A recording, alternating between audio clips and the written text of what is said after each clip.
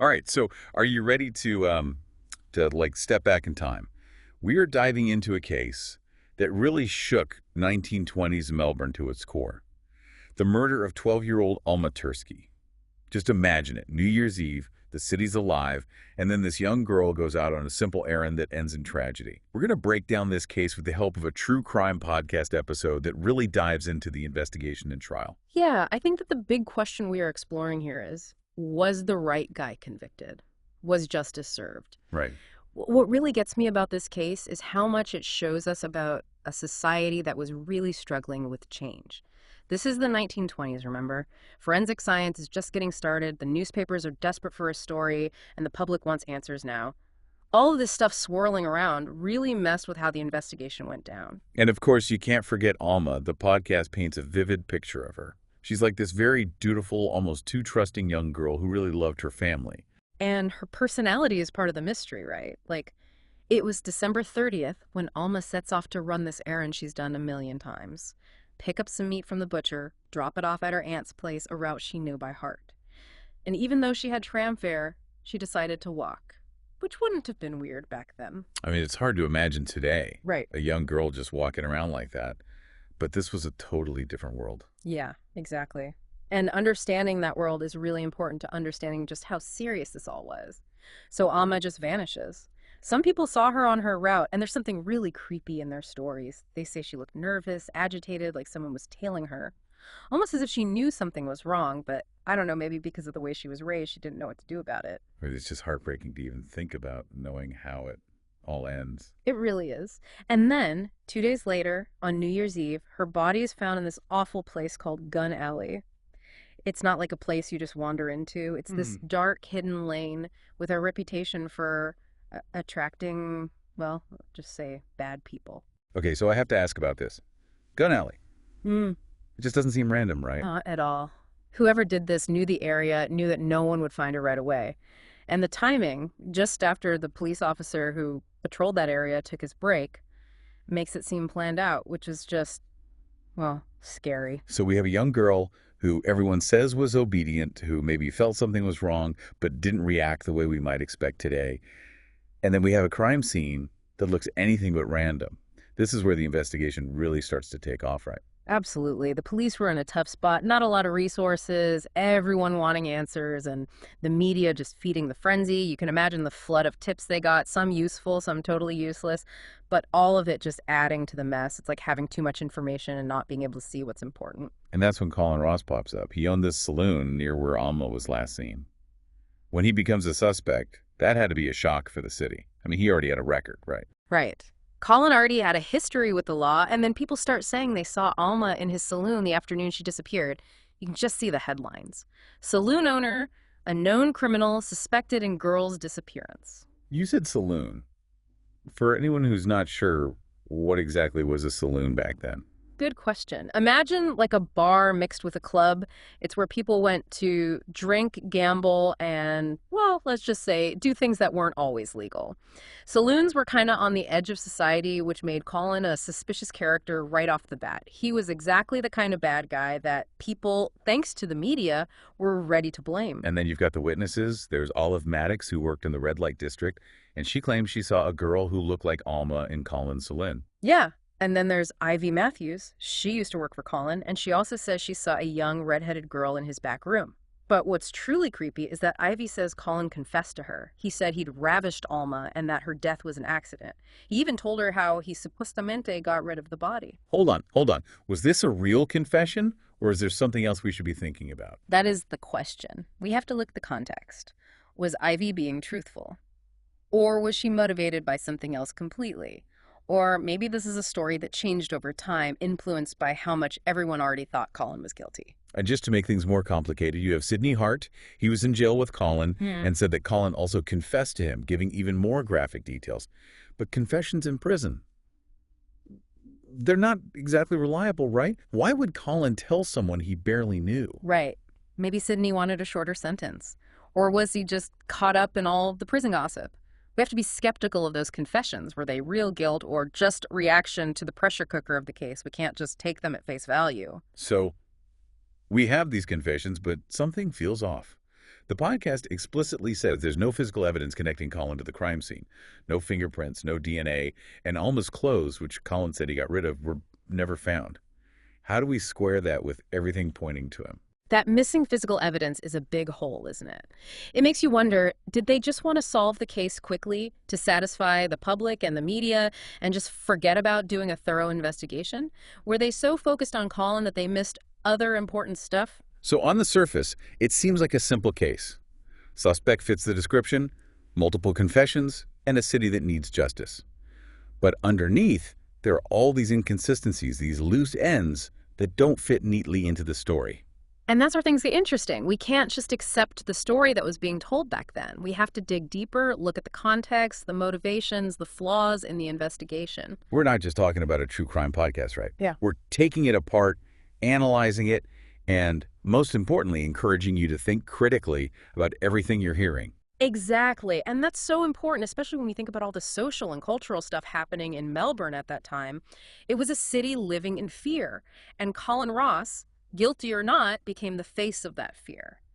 So we left off with Colin Ross facing a city that was, well, basically ready to convict him before he even stepped into the courtroom. But the trial itself, oh man, it was a spectacle. Did the evidence actually make him look more guilty, or did it start to poke holes in the case against him? The trial was full of these crazy twists and turns. You just didn't know what was going to happen next. One of the big witnesses for the prosecution was this guy named Francis Upton. He claimed he saw Colin outside the saloon after midnight on the very night Alma disappeared. Yeah. And get this, Upton described Colin as looking all panicked, like he had bloodstains on his hands and carrying a wine bottle.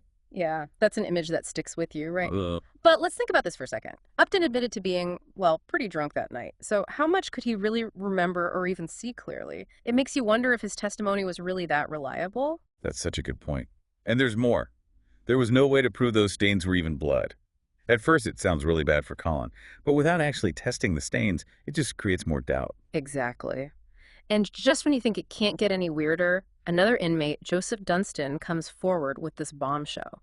He testified that he overheard Colin talking to Sydney Hart, and it sounded like they were practicing their stories or trying to downplay certain parts. So, like, they were trying to create an alibi. That doesn't look good for Colin at all. But here we go again with prison testimony, right? Can we really trust what he's saying? What was Dunstan hoping to get out of this? Was he looking for a favor in return for helping the prosecution? It feels like the trial just ignored these questions. It really does. We have to remember that prisons are complicated places. People's motives aren't always what they seem. Dunstan's testimony might have seemed like the final blow for Colin, but without knowing the full story, it's a pretty weak piece of evidence. The podcast does a great job of describing the atmosphere of the trial. The courtroom was jam-packed, people were outside demanding updates, the media was going crazy with every new detail. It must have felt like the whole city was holding its breath, just waiting for the verdict. And through all of this, Colin stayed super calm. He was even joking with his lawyers during the breaks. I think to the public, that made him seem like a heartless monster. It's amazing how those little things can really change how people see things, isn't it? Whether he was guilty or not, the way Colin acted probably convinced people that he was this cold, remorseless criminal. It shows how powerful body language and emotions can be. Sometimes they can influence people even more than actual evidence. It's a scary thought, isn't it? Being judged not just on the facts, but on how you handle being accused. And eventually, Colin took the stand. Did he finally break down and confess? Nope. He denied everything. He said the police were framing him to get back at him for getting away with an armed robbery before. It's a bold statement, but without any proof, it probably sounded desperate and fake. So we have witnesses contradicting each other, rumors of conspiracies, and this crazy pressure to convict someone. What happened when the jury finally had to decide Colin's fate? Well, after thinking about it for a day, they came back with the verdict: guilty. Colin Ross was sentenced to death by hanging, and even though he kept saying he was innocent, his appeals were denied. And so, on April 24th, 1922, Colin Ross was executed for murdering Alma Tirtschke. The case was officially closed. Justice had supposedly been served. But, as the podcast makes clear, not everyone felt like there was closure. Even after the execution, people still had doubts about whether he really did it.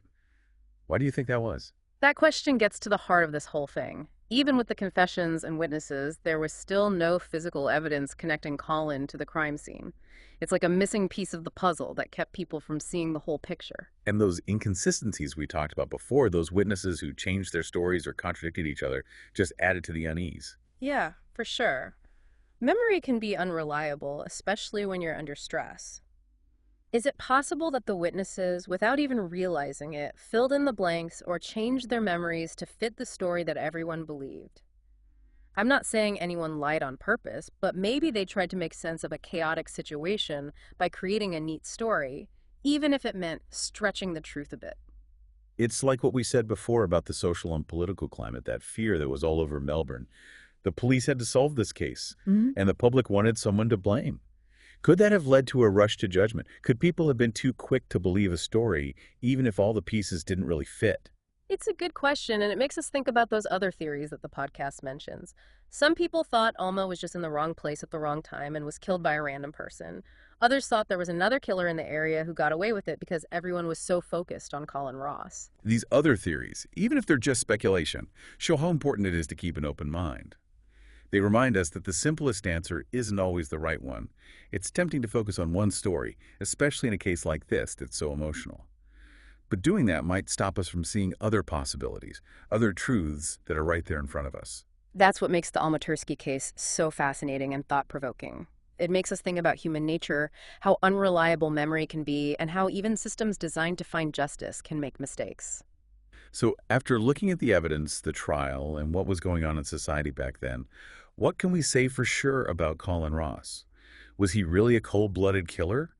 Or was he, like he said, an innocent man caught in the wrong place at the wrong time, a victim of a bad investigation and a society that needed someone to blame? It's easy to get caught up in all the details of this case, like the witnesses saying different things, the missing evidence, the pressure everyone was under back then. Yeah. But let's zoom out for a minute. What does Alma Tirtschke's story tell us about justice and how public opinion can affect it, even way back then? That's what we need to be asking, right? We've talked about the media going crazy, the police needing to solve this case quickly.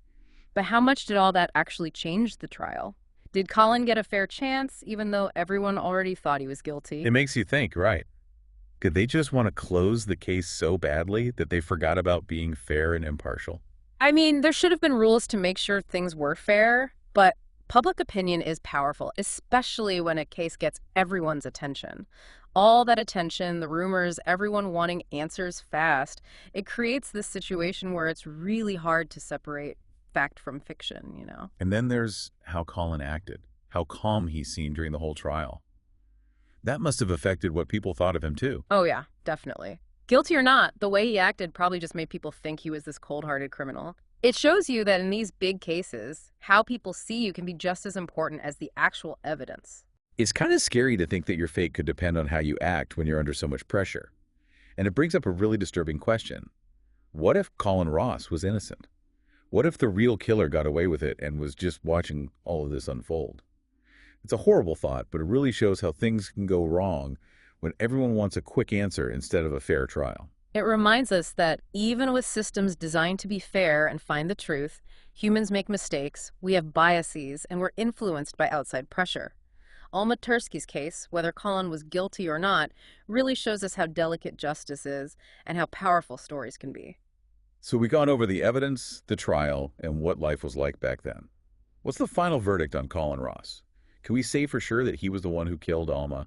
Honestly, I can't say for sure whether Colin was guilty or not. What they presented at trial seemed convincing, but it wasn't totally clear-cut. The missing physical evidence relying so much on what people said and everyone wanting him to be guilty, it all creates doubt. And that's what's so fascinating about this case. Even after all these years, it's not just a history lesson. It makes us think about our justice system, how public opinion can sway things, and how we don't always understand human behavior. Exactly.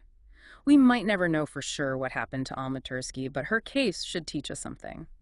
It tells us that trying to find justice is complicated and we don't always get it right. Sometimes the best we can do is acknowledge what we don't know and learn from what happened. Well, as we wrap up this deep dive, I want to leave you with something to think about. Given what society was like back then, how much the media influenced people, and the problems of the investigation, is it possible that an innocent man was convicted? And if that's possible, what responsibility do we have to really question the stories we're told, especially when it involves terrible crimes and victims like Alma?